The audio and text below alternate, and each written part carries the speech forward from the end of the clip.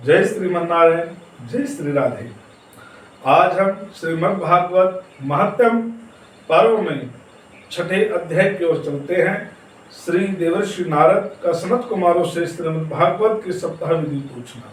सज्जनों, यदि आपको हमारा यह प्रयास अच्छा लगता है और आप चाहते हैं कि हम आप सभी के लिए यह संपूर्ण भागवत कथा लेकर आए, तो आप हमारा विशेष रूप से इस कार्य में, पुण्य कार्य में सहयोग करें और हमारे चैनल ग्रामीण दर्शन जीडी को लाइक व सब्सक्राइब करें और हमारी इस वीडियो के ऊपर अवश्य कमेंट करें कि आपको हमारा ये प्रयास कैसा लगता है और अपने इष्ट मित्रों परिवारजनों को शेयर करें। जय श्री राधे, जय श्रीमन्नारायण। अब हम कथा की ओर चलते हैं।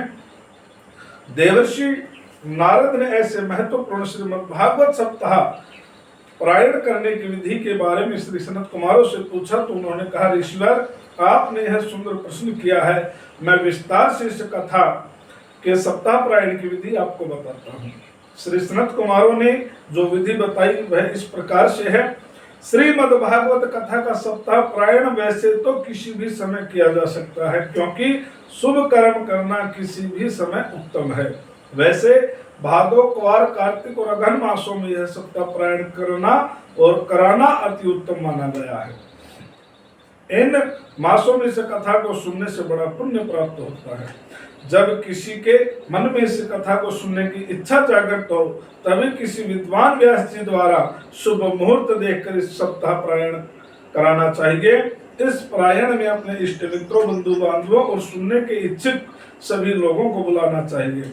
इस सप्ताह पारायण के लिए घर का स्वच्छ आंगन, उद्यान, मैदान या तीर्थ स्थान उत्तम रहता है। ऐसे स्थान पर चांदनी का चंदोवा, केले और आम्र के पत्तों की वंद्रवार आदि का प्रबंध करके उसे अच्छी प्रकार से अलंकृत कराना चाहिए और बिछावन बिछाकर व्यास जी के लिए ऊंचा सिंहासन स्थापित कराना चाहिए। श्रोताओं को कथा श्रवण से पूर्व स्नान ध्यान से निवृत्त होकर कथा स्थान पर आना चाहिए और एकाग्रचित होकर कथा का रसावादन करना चाहिए। पहले दिन जो मुख्य श्रोता को श्री गणेश जी भगवान का पूजन करके सप्ताह पारायण में बैठना चाहिए, ताकि कथा के मध्य में कोई व्यवधान उपस्थित ना हो। पहले दिन ही एक विद्वान ब्राह्मण को विष्णु सहस्त्र नाम के पाठ पर बैठा देना चाहिए और ठाकुर जी को तुलसी दल चढ़ाना चाहिए। मुख्य श्रोता को पहले दिन ही कथा प्रारंभ होने से पूर्व कथावाचक व्यास जी और श्रीमद् भागवत महापुराण की पोथी को सच्चे मन से पूजना चाहिए और यथाशक्ति भेंट रखकर कथा प्रारंभ करने की प्रार्थना करनी चाहिए। जब व्यास जी की कथा का प्रारंभ करें तब पूर्ण मनोयोग और एकाग्रचित होकर भगवान का ध्यान करें और कथा का श्रवण करना चाहिए। सांसारिक मोहमाया और बंधनों का सर्वथा त्याग कर देना चाहिए। कथा की समाप्ति पर प्रतिदिन भगवान श्री कृष्ण की स्तुति में भजन आदि गाने चाहिए।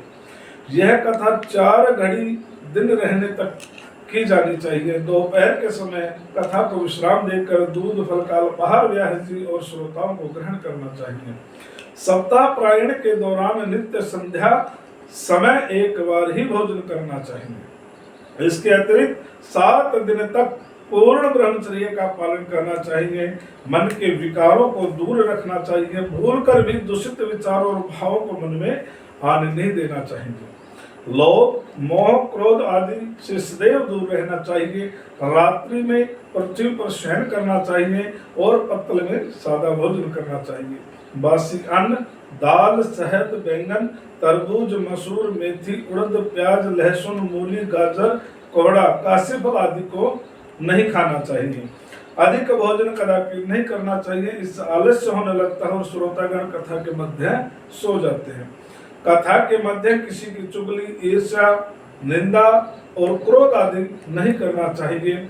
रजस्वला और मलेच्छ को कथा मंडप में बैठकर कथा का श्रवण नहीं करना चाहिए।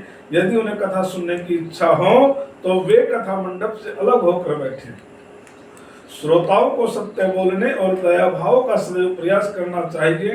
कथा के मध्य पारस्परिक वार्तालाप और शोर आदि नहीं करना चाहिए। इस कथा को यदि कोई बांझ स्त्री सुने तो उसे संतान की प्राप्ति अवश्य होती है। इसे सुनने से सभी का मनोरथ सिद्ध होता है। प्रतिदिन कथा की समाप्ति पर तुलसी दल व प्रसाद सभी श्रोताओं को देना चाहिए। जब कथा समाप्त हो जाए तो 8वें दिन सप्ताह का पूर्ण आहुति यज्ञ 10वें स्कंद के श्लोकों से अथवा गायत्री महामंत्र से आहुति देकर यज्ञ करना चाहिए। तद उपरांत व्यास जी कथावाचक व अन्य ब्राह्मणों को भोजन आदि करा के अपने सामर्थ्य के अनुसार वस्त्र आभूषण गो पृथ्वी बर्तन व धन आदि देना चाहिए और सम्मान पूर्वक उन्हें विदा करना चाहिए। श्री वेदव्यास जी का कहना है कि इस कथा के श्रवण से मनुष्य को धर्म अर्थ काम और मोक्ष सभी पदार्थ मिलते हैं। जहाँ काम से अर्थ सुख ऐश्वर्य से है, अर्थ से का मतलब है समृद्धि प्राप्त करना, और धर्म से सद्विचार और पुण्य लाभ है, और मोक्ष से इस भवसागर से मुक्ति का बोध होता है। इतनी बात कहने के पश्चात सनत कुमार बोले, हे ईश्वर देवर्षि नारद, यदि आपको सुनने की अभी भी इच्छा रह गई है तो हम इस कथा का दूसरा सप्ताह प्रारंभ करेंगे। देवर्षि नारद ने प्रश्न होकर कहा, मेरे अहोभाग्य जो मुझे ऐसा अवसर प्राप्त हो रहा है, यह आपका उत्तम विचार है। तो नारद जी की सहमति पाकर सनत कुमारों ने श्रीमद् भागवत का दूसरे सप्ताह का प्रारंभ कर दिया। उसे सुनने के लिए आसपास के सैकड़ों ऋषिगण वहां एकत्रित हुए। उसी समय अनेक तीर्थों से भ्रमण करते हुए स्वयं सुखदेव जी महाराज वहां चले आए। बोली सुखदेव जी महाराज की।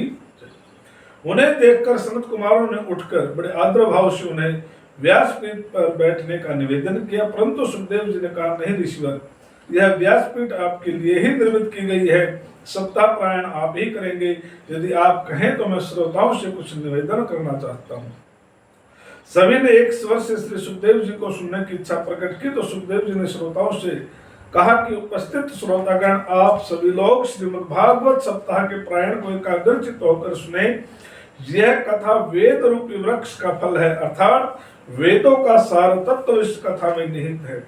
संसार में दूसरे जितने भी फल होते हैं उनमें गुठली और छिलका रहता है, परंतु यह फल उन सभी फलों से निराला फल है। इसमें अमृत रस भरा हुआ है।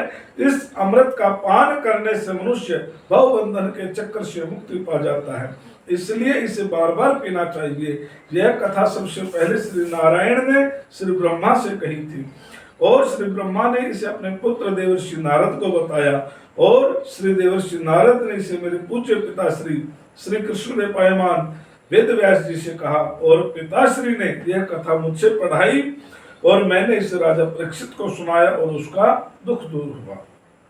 श्रोतागण पूर्ण मनोयोग से श्री सुखदेव जी का प्रवचन सुन रहे थे। श्री सुखदेव जी आगे बोले, मेरे प्रिय श्रोतागण, आप सभी शुद्ध और प्रबुद्ध मनुष्य यहाँ इस कथा का रसामृत प्राप्त करने के लिए एकत्रित हुए हैं।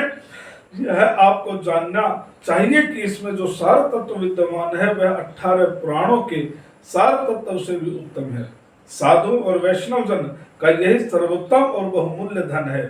स्वर्ग में तपस्वी गण, ब्रह्मलोक में स्वयं ब्रह्मा, कैलाश अर्थात शिवलोक में आशुतोष भगवान शंकर और वैकुंठ लोक में श्री लक्ष्मी जी इस कथा को अपने श्रीमुख से गाते।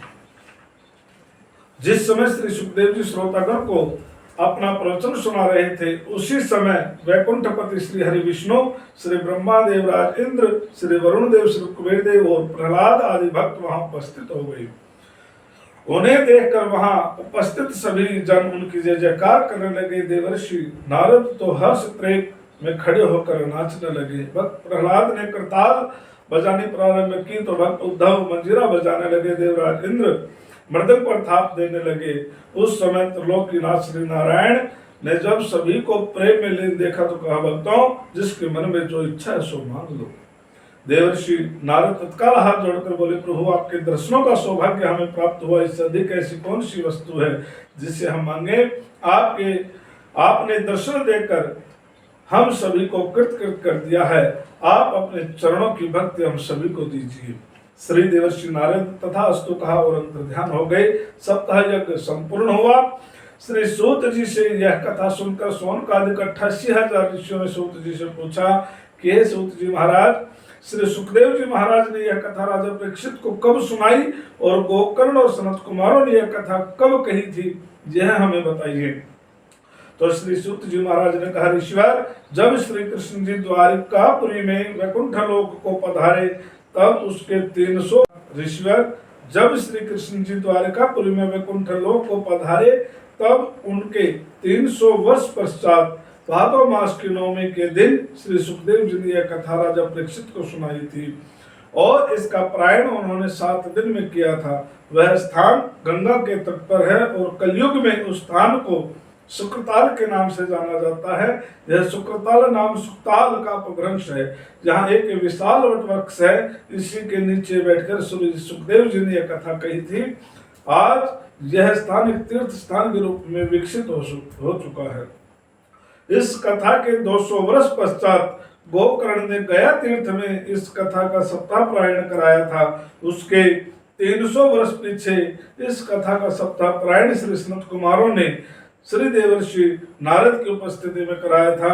यहाँ उसी कथा का वर्णन किया गया है। इस अमृतमय कथा को जो भी प्रेम से श्रवण करता है और दूसरों को सुनाता है उसको सभी फल प्राप्त होते हैं और वह जीवन मुक्त हो जाता है। जीवन से मुक्ति का तात्पर्य यहाँ सभी प्रकार की मोह माया और सांसारिक बंधनों से मुक्त हो जाना है। ऐसा भागवत पुरुष अर्थात जीवन मुक्त इस संसार में रहकर भी निष्प्रह भाव से सभी के प्रति प्रेम और संभाव रखता है। उसे अपने लिए किसी पदार्थ का लोभ नहीं रहता। वह संसार में रहकर भी संसार से परे होता है। उसका हर पल और हर घड़ी श्री भगवान मुरलीधर की रूप माधुर्य में खोया रहता है। जय श्री राधे, जय श्री नारायण। महात्म पुराण संपूर्ण हुआ।